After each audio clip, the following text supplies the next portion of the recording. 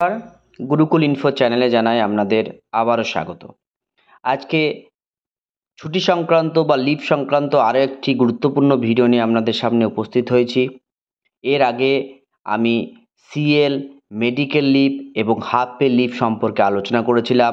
আজকে আলোচনা করব কমিটেড লিভ সম্পর্কে। এই কমিটেড লিভের সঙ্গে হাফ পে লিভের কী সম্পর্ক সেটাও আপনাদের সঙ্গে বিস্তারিত আলোচনা করার চেষ্টা করব। ভিডিওটি শুরু করার আগে একদম এই চ্যানেলে যারা আজ নতুন তাদের বিশেষ অনুরোধ, চ্যানেলটি কাইন্ডলি সাবস্ক্রাইব করে পাশে থাকুন এবং পাশে থাকা বেল বাটনটি অবশ্যই প্রেস করুন, যাতে আমার দেওয়া ভিডিওগুলো সবার আগে আপনার কাছে পৌঁছায়। যারা ইতিপূর্বে এই চ্যানেলের সাথে জড়িত তাদেরও বিশেষ অনুরোধ রইল এই ভিডিওগুলো বেশি পরিমাণে শেয়ার করার। দেখুন, একদম আমি কমিটেড লিভ সম্পর্কে চলে যাচ্ছি। এই কমিটেড লিভের কিছু ফ্রিকোয়েন্সি আস্কড কোয়েশ্চেন্স নিয়ে আমি আপনাদের সঙ্গে আলোচনা করব। প্রাথমিক শিক্ষকদের কমিটেড লিভ সংক্রান্ত আলোচনার মধ্যে কিছু প্রশ্ন থাকবে, সেগুলোর উত্তর দেওয়ারও আমি চেষ্টা করব। প্রথমেই কমিটেড কথার অর্থ কি আমরা জেনে নেব। কমিটেড কথার অর্থ হলো পরিবর্তন।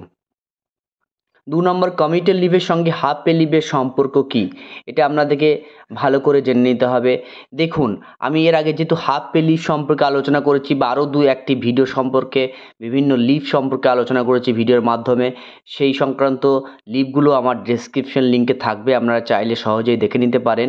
যাই হোক, 2টি হাফ পে লিভ সমান একটি কমিটেড লিভ। যদি আপনার 2টো হাফ পে লিভ জমে তাহলে আপনি একটি কমিটেড লিভ পাবেন। প্রকৃতপক্ষে লিভ অ্যাকাউন্টে জমে থাকা হাফ পে লিভের অর্ধেকের বেশি আপনার কমিটেড লিভ পাওয়া যায় না। অর্থাৎ যদি আপনার হাফ পে লিভ যা জমে থাকবে তার আপনি হাফ কমিটেড লিভ পাবেন।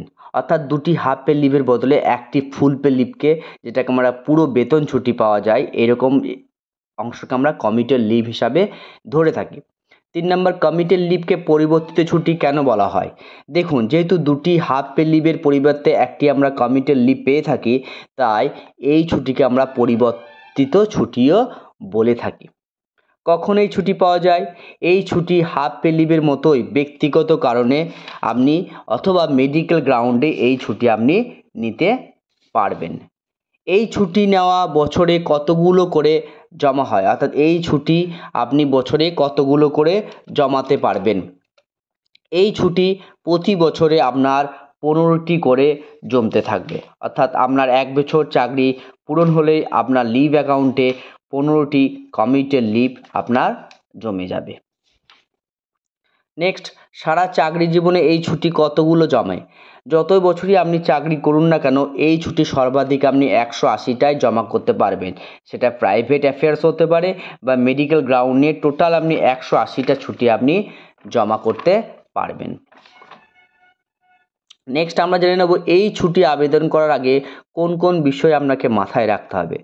দেখুন, কমিটেড লিভ নেওয়ার আগে দেখতে হবে যত সংখ্যায় আপনার কমিটেড লিভ আবেদন করা হচ্ছে তার দ্বিগুণ পরিমাণ আপনার হাফ পে লিভ জমা আছে কি না আপনার লিভ অ্যাকাউন্টে, এটি আপনাকে অবশ্যই কিন্তু দেখে নিতে হবে। অর্থাৎ আপনার দ্বিগুণ যেন হাফ পে লিভ আপনার অ্যাকাউন্টে থেকে থাকে।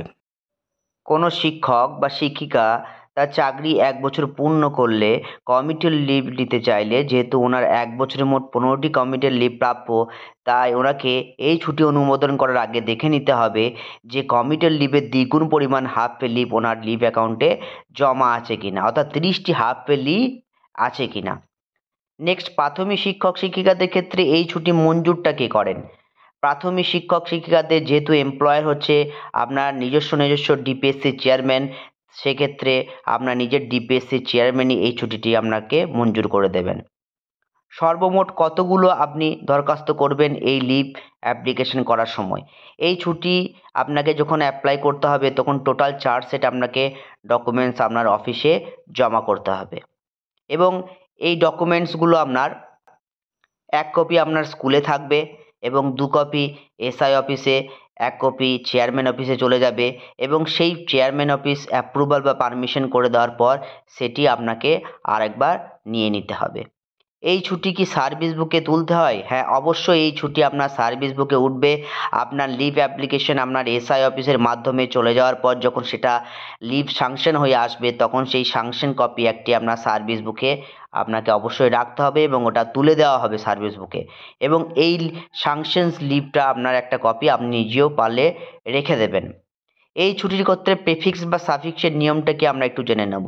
যেহেতু ক্যাজুয়াল লিভের ক্ষেত্রে সানডে বা হলিডে বা প্রেফিক্স সাফিক্স অ্যাড হয়, কিন্তু এই ছুটির ক্ষেত্রে কোনো আপনার সানডে বা গভর্নমেন্ট হলিডে বা ভ্যাকেশনের যে প্রেফিক্স অর্থাৎ ছুটির আগের দিনের Sunday, government holiday, vacation add হয় না। কিন্তু যদি এই ছুটির মাঝ বরাবর অর্থাৎ ছুটির মধ্যকালীন যদি কোনো ছুটি থেকে থাকে, তাহলে আপনার কিন্তু এই ছুটির ক্ষেত্রে অ্যাড হয়ে যাবে।